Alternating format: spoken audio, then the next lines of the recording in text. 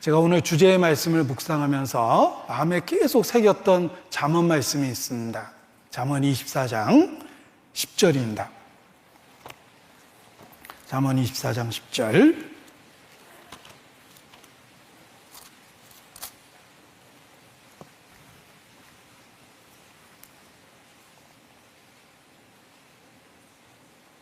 함께 읽습니다.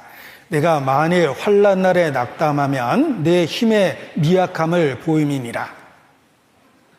환난 날에 낙담하면 내 힘의 미약함을 보임이니라.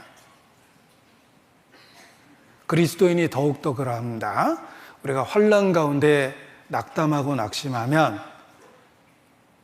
우리의 영적인 그 힘이 아무런 의미가 없다는 것을 이렇게 표현하는 겁니다. 우리가 정말 예수님을 주와 구세주로 믿고 성령의 인도하심을 받고 있다면 그 그리스도의 능력이 우리의 삶을 통해서 나타나는 것이 마땅합니다. 어떻게 능력이 나타나겠습니까? 환난 받을 때 우리 안에 있는 그리스도의 능력과 힘이 나타나는 것입니다. 만일 환난 날에 낙담하면 내 힘의 미약함을 보임이라. 자, 투병의 고통 중에 누구든지 고통스럽고 힘듭니다. 그거 안 믿는 사람처럼 그대로 다 표현하고 있으면 그리스도의 향기가 나타날 수 없습니다.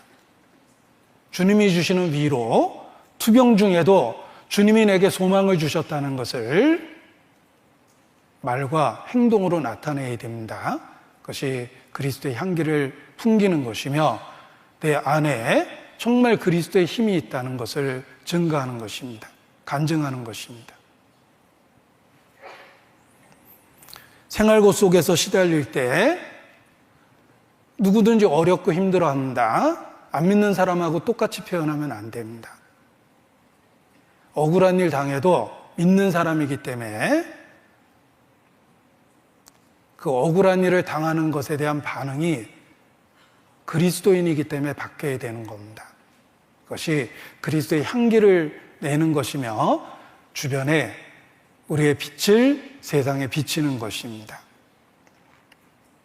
자, 찬송의 가사입니다.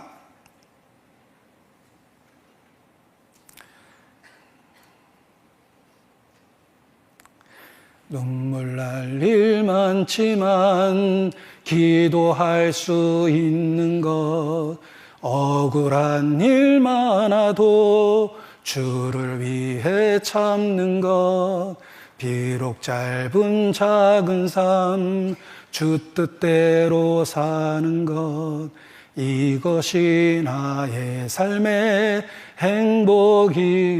행복이라고. 눈물 날 일 많지만 그리스도인은 기도할 수 있고 틀림없이 응답을 받습니다. 억울한 일 많지만 욕을 받으시되 대신 욕하지 않으신 주님을 기억하고 주님을 생각하면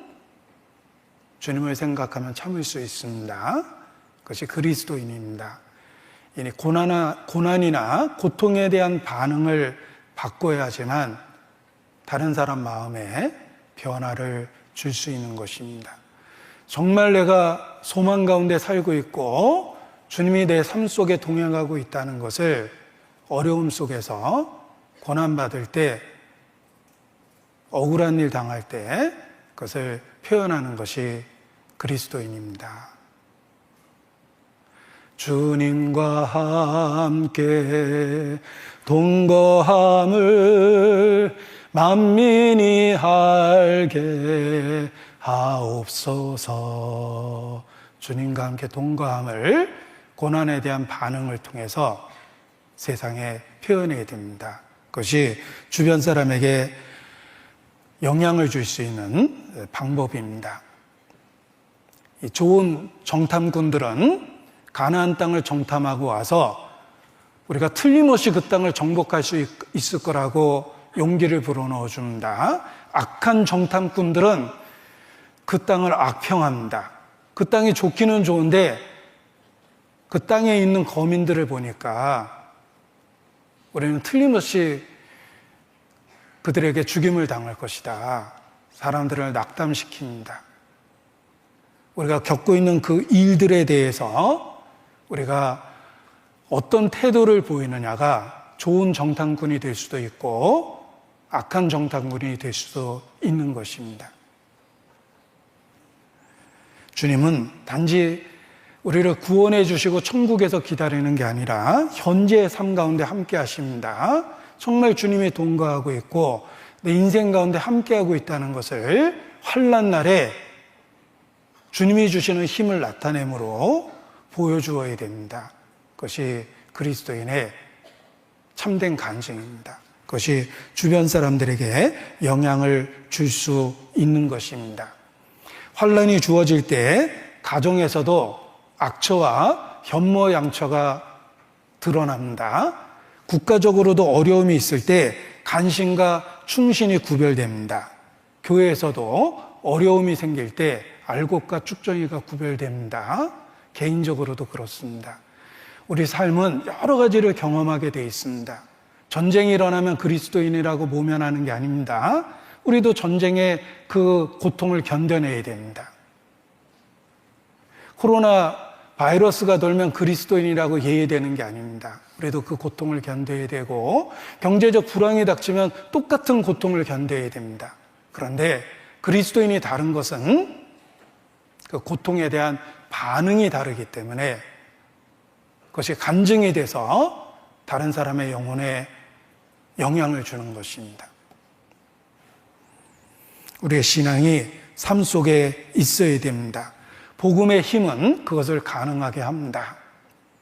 스펄전 목사를 제가 좋아하는데 그 목사님의 일화를 한 가지 더 예를 들고자 합니다.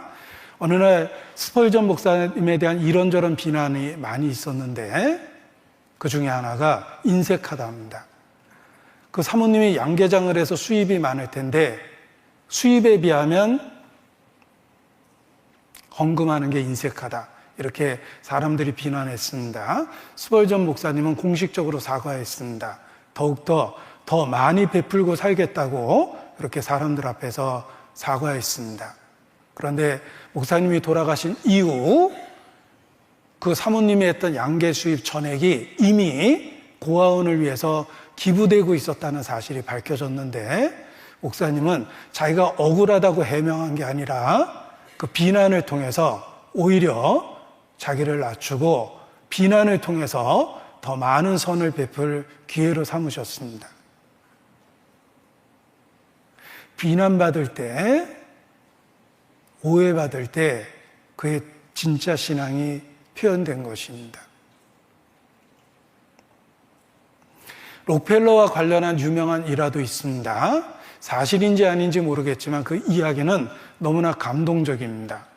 록펠러가 자주 출입하는 선생님이 있었는데 큰 돈을 모아놨습니다. 딸을 시집 보내기 위해서. 어느 날 돈이 없어졌습니다. 이 선생님은 큰 고민이 됐습니다. 누가 내 돈을 가져갔을까? 록펠러라고 생각이 들었어요. 왜냐하면 최근에 크게 가게를 개업했습니다. 저놈이 돈이 어디서 나서 그 큰 가게를 개업했을까?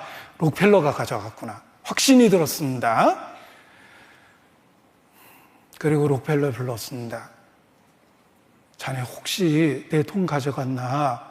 그 내 딸 시집 보내려고 내가 오랫동안 모아둔 돈일세. 혹시 정말 가져갔다면 돌려달라고 사정을 했습니다. 록펠러는 그 이야기를 듣고 미안하다고 고백을 합니다. 제가 그 돈을 다 돌려드리겠습니다.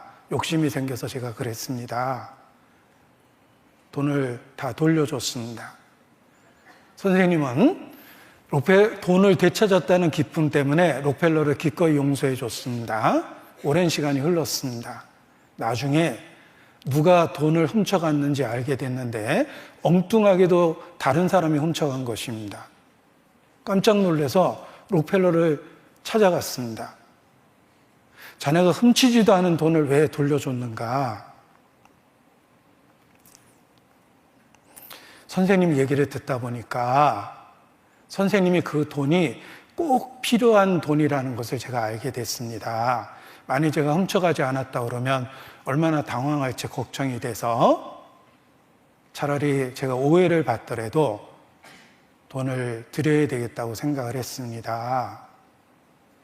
오해는 나중에 풀면 되지만 선생님이 그 돈이 꼭 필요할 것 같아서 제가 그냥 드리면 안 받을 것 같고 그래서 그렇게 했습니다. 이렇게 고백을 했습니다. 저는 한 번 들은 이야기인데 그 이야기를 기억 속에서 지운 적이 없습니다. 그 이야기가 사실인지 아닌지 확인할 수는 없지만 그런 상황 속에서 그렇게 할 수 있다면